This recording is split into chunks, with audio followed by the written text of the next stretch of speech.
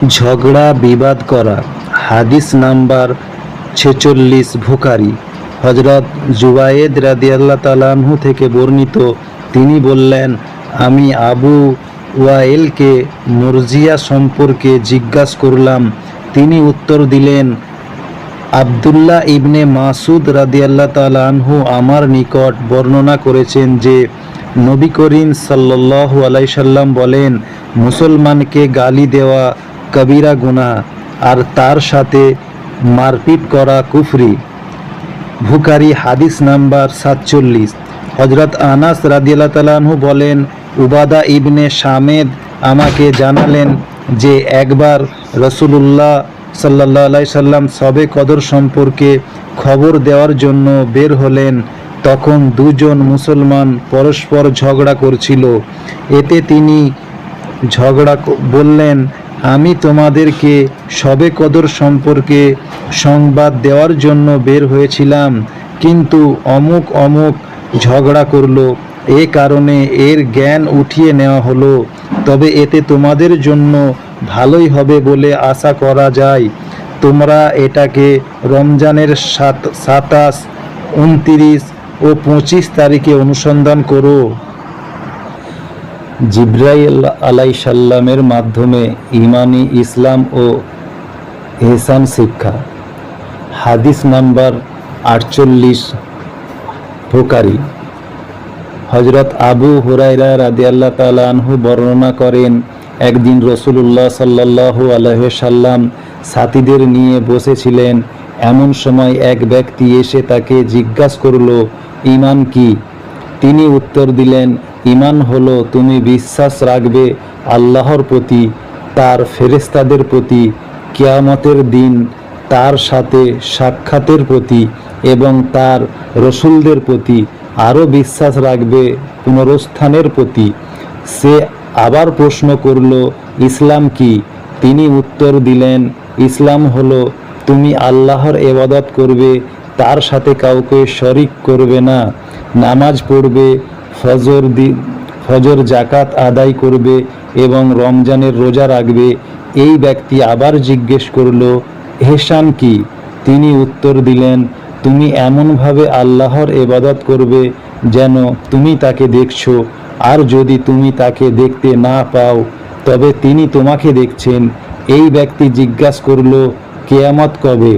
তিনি উত্তর দিলেন, এ ব্যাপারে যাকে জিজ্ঞাসা করা হচ্ছে তিনি জিজ্ঞেসকারীর অপেক্ষায় বেশি জানেন না। তবে আমি তোমাকে কিয়ামতের আলামত সমূহ বলে দিচ্ছি। বাঁদী যখন তার প্রভুকে প্রসব করবে এবং সামান্য উটের রাখেলরা বড় বড় অট্টালিকা নির্মাণের প্রতিযোগিতা করবে। কিয়ামতের বিষয় সেই 5টি জিনিসের অন্তর্ভুক্ত যা আল্লাহ ছাড়া আর কেউ জানে না। অতঃপর রাসূল সাল্লাল্লাহু আলাইহি সাল্লাম এর আয়াত শেষ পর্যন্ত তেলাওয়াত করেন, যার অর্থ কিয়ামতের জ্ঞান কেবল আল্লাহর কাছেই রয়েছে। এই ব্যক্তি চলে গেলে তিনি বললেন, তোমরা তাকে ফিরিয়ে আনো। তারা গিয়ে কাউকে দেখতে পেল না। তিনি বললেন, ইনি জিবরাইল আলাইহিস সালাম তোমাদের দিন শেখাতে এসেছিলেন। হাদিস নাম্বার 49 বুখারী। হযরত আবু উবাইদা। হাদিস নাম্বার 49।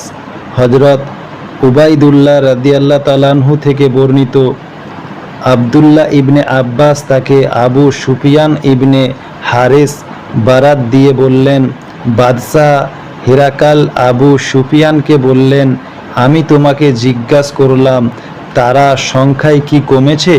তুমি মন্তব্য করেছ তারা বাড়ছে। প্রকৃতপক্ষে ঈমানের ব্যাপারটা পূর্ণতা লাভের সময় পর্যন্ত এরূপ হয়। আমি তোমাকে আরও জিজ্ঞাসা করলাম, কেউ কি তা দিন গ্রহণ করার পর তার প্রতি অসন্তুষ্ট হয়ে তা ত্যাগ করে? তুমি উত্তর করলেন, না।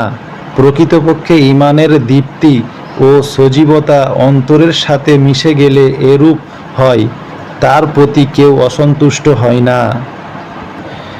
দিন রক্ষাকারীর মর্যাদা। হাদিস নাম্বার 50 বুখারী। হযরত নুমান ইবনে বাসির রাদিয়াল্লাহু তাআলা আনহু বলেন, আমি রাসূলুল্লাহ সাল্লাল্লাহু আলাইহি সাল্লামকে বলতে শুনেছি, হালাল সুস্পষ্ট, হারামও সুস্পষ্ট, আর এই দুইয়ের মাঝখানে রয়েছে অস্পষ্ট বিষয়গুলো। অনেকেই সেগুলো জানে না। কাজেই যে ব্যক্তি সন্দেহজনক বিষয় থেকে বিরত থাকলো, সে যেন নিজের দিন ও সম্মান রক্ষা করল। আর যে সন্দেহজনক বিষয় লিপ্ত হয়ে পড়ে, সে এমন রাখালের মতো হয়ে যায় যে সংরক্ষিত এলাকার আশেপাশে তার পশু চরায়, ফলে তা সেখানে প্রবেশ করার আশঙ্কা সৃষ্টি হয়। সাবধান, প্রত্যেক বাদশারই সংরক্ষিত এলাকা থাকে, আর মনে রেখো, আল্লাহর জমিনে তার সংরক্ষিত এলাকা হচ্ছে তার নিষিদ্ধ বিষয়গুলো। একথা জেনে রেখো, মানব দেহের একটি মাংসপিণ্ড আছে, তা ভালো থাকলে গোটা দেহ ভালো থাকে, আর তা খারাপ হলে গোটা দেহটা খারাপ হয়ে যায়। জেনে রাখো, সেটা হচ্ছে তার কলব। আমল নিয়তের উপর নির্ভরশীল। বুখারী হাদিস নাম্বার 51। হযরত উমর রাদিয়াল্লাহু তাআলা আনহু থেকে বর্ণিত, রাসূলুল্লাহ সাল্লাল্লাহু আলাইহি সাল্লাম বলেন, সব কাজই নিয়ত অনুযায়ী হয়, আর প্রত্যেক ব্যক্তি যা নিয়ত করে তাই পায়। কাজে যার হিজরত আল্লাহ তার রসুলের জন্য হয়েছে, তার হিজরত আল্লাহ ও তার রসুলের জন্যই হয়েছে। আর যার হিজরত দুনিয়া লাভের বা কোনো মেয়েকে বিয়ে করার নিয়ত হয়েছে, তার হিজরত উক্ত উদ্দেশ্যই হয়েছে। হাদিস নাম্বার 52। বুখারী হযরত আবু মাসুদ রাদিয়াল্লাহু তাআলা আনহু থেকে বর্ণিত, নবী করিম সাল্লাল্লাহু আলাইহি সাল্লাম বলেন, কেউ সওয়াবের আশায় তার পরিবার পরিজনের জন্য খরচ করলে তা তার জন্য সদকা হবে। দিন হলো কল্যাণ কামনা করা। হাদিস নাম্বার 54।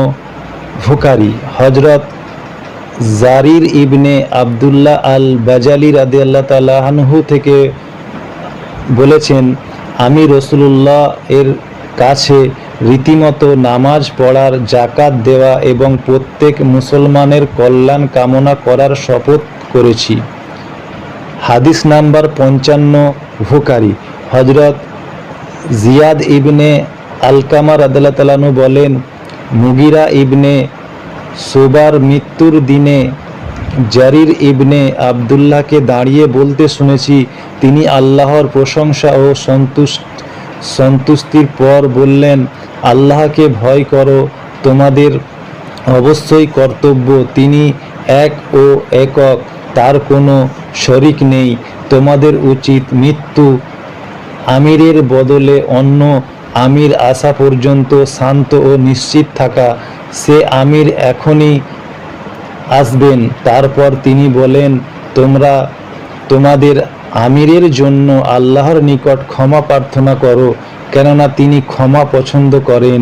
তারপর তিনি বললেন, আমি নবী করিম সাল্লাল্লাহু আলাইহি সাল্লামের কাছে এসে বললাম, আমি আপনার কাছে ইসলামের ব্যাপারে বায়াত গ্রহণ করতে চাই। তখন তিনি প্রত্যেক মুসলিমের কল্যাণ কামনা করার শর্ত আরোপ করলেন। আমি সেই শর্তের বায়াত গ্রহণ করলাম। আর এই মসজিদের মালিক আল্লাহর কসম, আমি তোমাদের কল্যাণ কামনা এরূপ।